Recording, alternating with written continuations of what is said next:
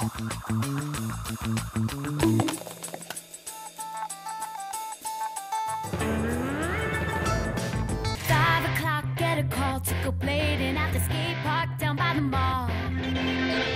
if we got a cartoon about a teenage girl, but she's also a robot? Oh my God! This ain't your life, it's my life!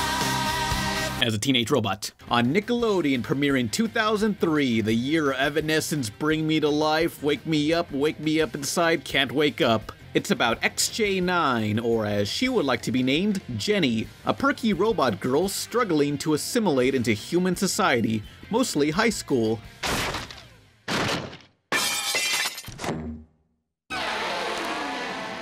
You got the cliche episodes of going to prom, getting acne, bullied by the popular girls, but she's a robot and makes it different, and also fights crime in tame, cartoonish violence. I know your funny bone, your trick knee, tennis elbow, sweet tooth, and glass jaw. If you love the action, comedy, and sometimes girl power of Powerpuff Girls, you'll love this. A fun Monster of the Week high school comedy that inspired a generation to wanna fuck robots. Yeah, good luck with that. This review was requested by Bomberjack, winner of the Patreon review raffle. Links to the Patreon in the description. Now, let's backtrack to where it all started with... Oh, fuck! Yeah, cartoons. A showcase of animated shorts on Nickelodeon, to which some later became a full TV series, namely Fairy Odd Parents, Cock Zone, and My Neighbor Was a Teenage Robot, as it was called at the time. You can see here, Jenny's first incarnation looked horrible. Oh my god, imagine being taken to a parallel world where everything was the same and XJ9 looked like crap, cause here it is. You're in it.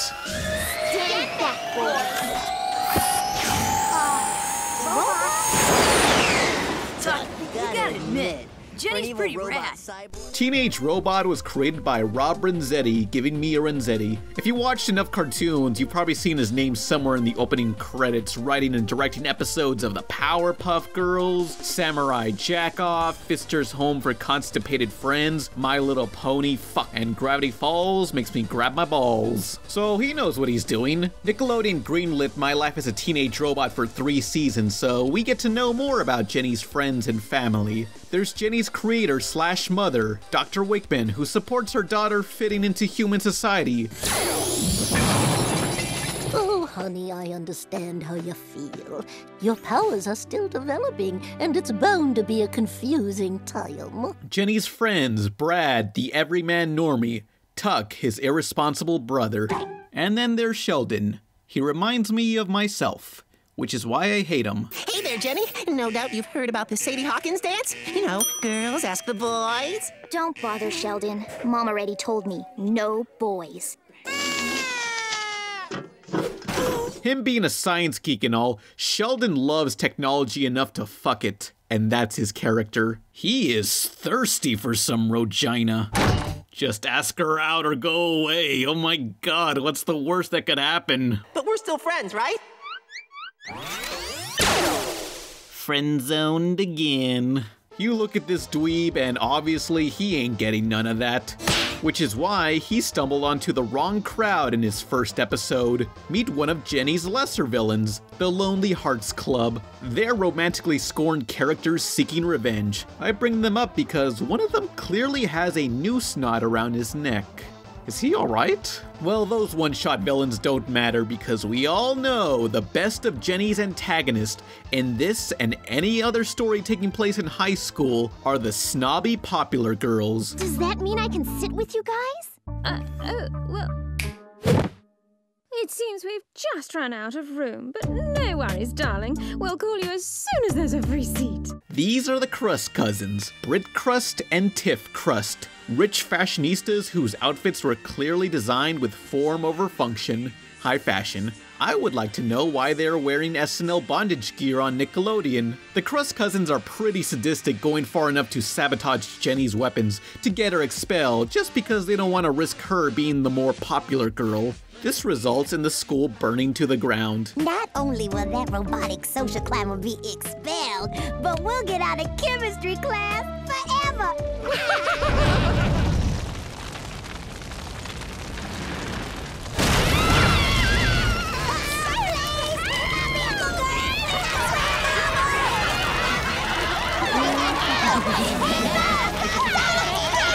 The Crust Cousins hate XJ just for the fact this robot is stealing away the popularity. Jenny's not trying to, the other students never seen a robot before. This turns her into a spectacle. So we got some race issues brewing here. You can't kick me out! Oh, yes, I can! We reserve the right to refuse service to robots! I don't know if robots are considered a race, but of course with the violence in children's media, from the 80s Ninja Turtles to Samurai Jack, it's totally acceptable to show robots getting brutally dismantled, split in half, set on fire, whatever.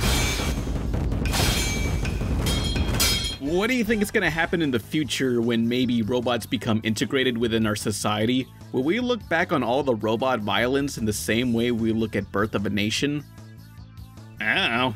Yeah, I love the mechanics of the show. It's very much in the style of 1930s Popeye, Felix the Cat, Fleischer era animation mixed with the 50s World of Tomorrow, Art Deco, Metropolis, Zip Zop, Boobity Bop, Magneto did nothing wrong aesthetic. Rocket paw, pop and shield, Thor's hammer, crossbow, lobster claw, monkey's paw, stretchy arm and extendo finger. Stretchy, what's it? An extendo who? Ooh, XJ9. I thought you said you'd studied. None of this technology would ever be practical and whoever designed it was off their rocker, but the animators love to show it off. This has to be one of my favorite looking TV shows. Look at this footage of these magazines on screen. Somebody's entire job is to design these props. Every little object you see a character interact with, someone has to design that. A show this stylized helps me appreciate prop designers, an important aspect of animation a lot of people don't think about. Also, don't take for granted the dramatic color shifts on different lighting conditions. The way they did this was design the backgrounds first and figure out what to color the characters second. Whichever color allows the people to stand out was chosen. They did so by painting rough thumbnail test sketches. Don't be a fool! You have your whole life ahead of you!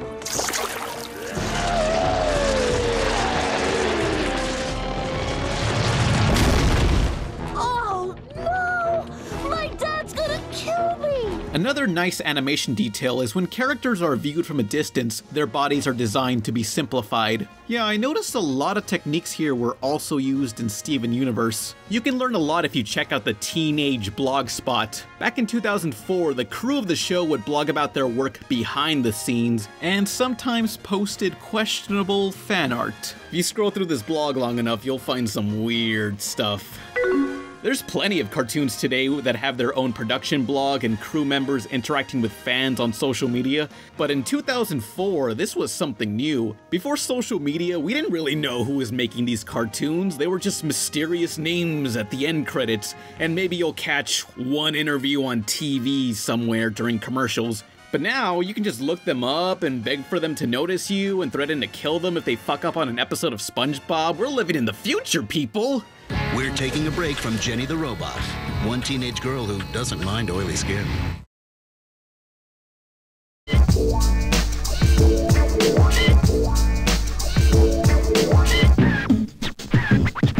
Hello, we're the Time Squad. Our mission is simple, enforcing the past to protect our future. And making history fun. You mean making fun of history? Ew.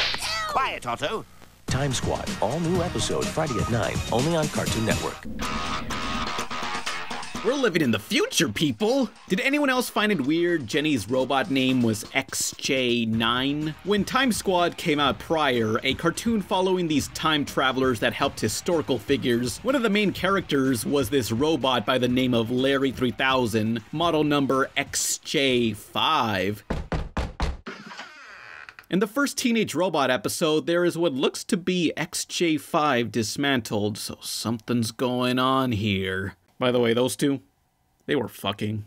Well, of course, My Life as a Teenage Robot does have XJ1 through XJ8. These are Jenny's robot sisters that came before her. Where were they the whole time? Well, her creator, Professor Wakeman, was so ashamed of these failed prototypes, she turned them off and locked them away in the basement until Jenny reactivated them. Do they seek vengeance for years and years of neglect? Nah, they're cool. That's what sisters are for. Oil is thicker than water, but so much harder to clean out of a carpet. A few harsh words aren't gonna break up the XJs. That's right. Ain't nothing gonna tear us apart. It's very unusual there wasn't much conflict discussed about being shut down, but then again, they ain't got nothing going on. Wakeman still cares and will totally not shut them off again later. Wink, wink, raises middle finger. Good night, XJs 1, 2, 3, 4, 5, 6, 7, 8, 10, 9. And good night, XJ10. What? Kidding. Just kidding. Fucking ex-robot bitch, when XJ10 is built, you're through. You're fucking through. Now let's go back to the fact that she's a robot. Does anyone else remember the puberty episode? Huh? Oh. I gotta go. What's your hurry, Sally? I mean, Jenny? Yeah, that happened. This is still a fish out of water story, and Jenny doesn't know her own strength, resulting in her destroying the city she protects, which makes for some good comedy. Take out your pencils. We're going to have a pop quiz. Pop quiz?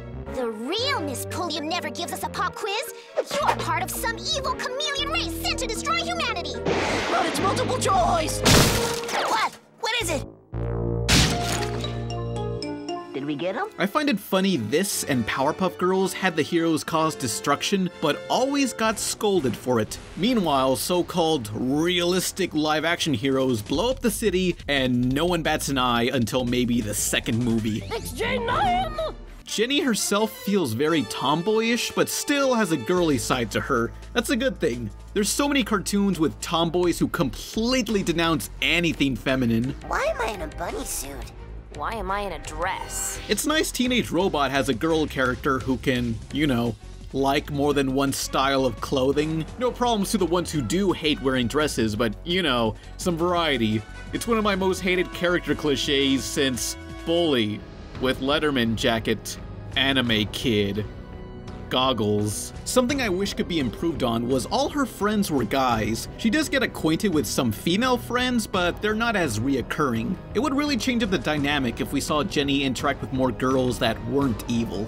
That could be something to build on if there was ever a continuation. We're girls, thank you very much. And we're bonding, Sharing our innermost feelings. opening up to each other, Ew, gross! and accessorizing. This is still a simple comedy, but there's a bit of continuity through the series as we watch Jenny getting introduced to school, friends, and bad guys. I'm kinda disappointed there weren't that many recurring villains. One of the few was Jenny's arch-nemesis, Queen Vexes, ruler of the cluster alien race. Her slick voice is perfectly portrayed by Eartha Kitt, one of the 3 original Catwomen from the 60s Batman series, Yzma from The Emperor's New Groove, and Madame Zeroni from Holes. Hole in your ass. Foolish XJ9. Someday soon you will join the cluster family. Yeah, I don't think you can really top that voice. Not quite a villain, but still creepy was Jenny's skin suit. It was sewed together in one night by her mom. What do you expect? This riggedy raggedy Ann suit was built so she can walk among the humans unnoticed. They improved the skin suit in later episodes, which works perfectly. Human Jenny is popular enough to impress the generic hunk love interest. That is until the suit starts to mind control her and becomes its own identity. I'm beautiful in my own special way. But wouldn't we rather be beautiful in a normal way?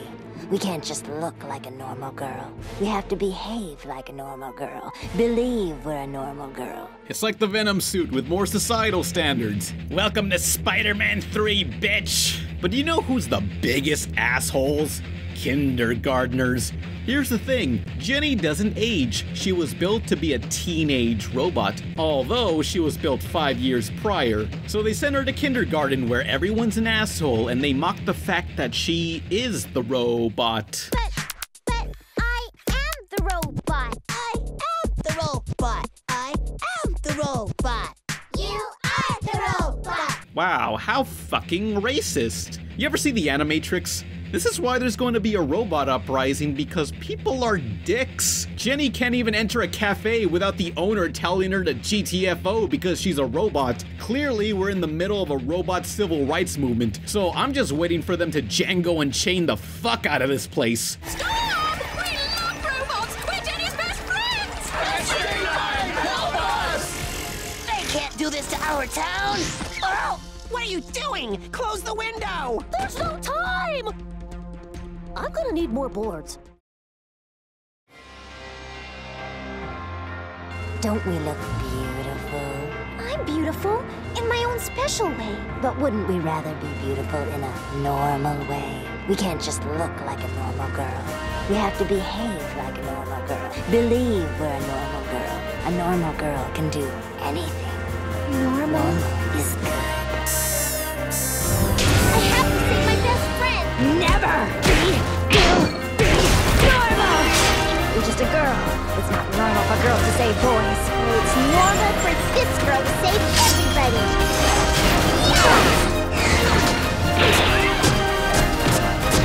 I'm not letting you control me any longer.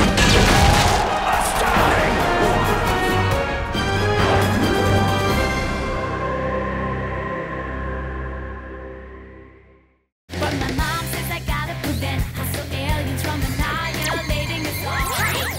Nickelodeon produced 3 seasons of My Life as a Teenage Robot, but due to low ratings, they aired only the first 2 and canceled it in 2005, with a whole season unreleased. So they dumped out the unaired episodes 3 years later on Nicktoons Network. Assholes. The strength of 1,070 men, I guess I really shouldn't complain. Well, 40 episodes is still a good run compared to other short-lived cartoons. 6 whole episodes, yeah! But it's pretty disrespectful that whenever anyone brings up this children's cartoon, there's a humongous legion of weirdos who just want to jack it and draw porn of these teenage cartoon characters. Like, can you imagine that? People unironically getting sexual pleasure and crying while masturbating to the latest Teen Titans Go episode? I know 18 and 19 are teens, but you're living on the edge there. It's really sad. She's gonna eat it! I'm glad I'm not one of those weirdos. Oh, and by the way, according to this universe, robots can get pregnant with humans. Yeah. I don't recall Teenage Robot airing on TV very often, but I see it did influence some of my other favorite shows. That's no surprise. Robots, stylish girls, relatable cringelords. This cartoon had it all. Still, I wish I could go for a walk without rusting in the rain. It's enough to calm my brain. So welcome to my life as a teenage robot. The story of my life as a teenage robot. My teenage robot life.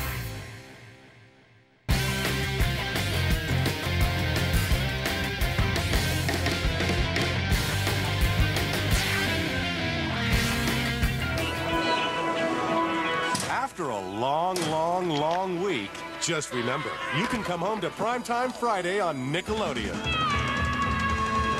Jimmy Neutron at 8, Teenage Robot at 8:30, and best of all, every Friday at 9 p.m. we guarantee a brand new Nicktoon that you've never seen before. We did it! Primetime Friday on Nickelodeon, as if you needed another reason to look forward to Friday night. Agent Cody Banks is going undercover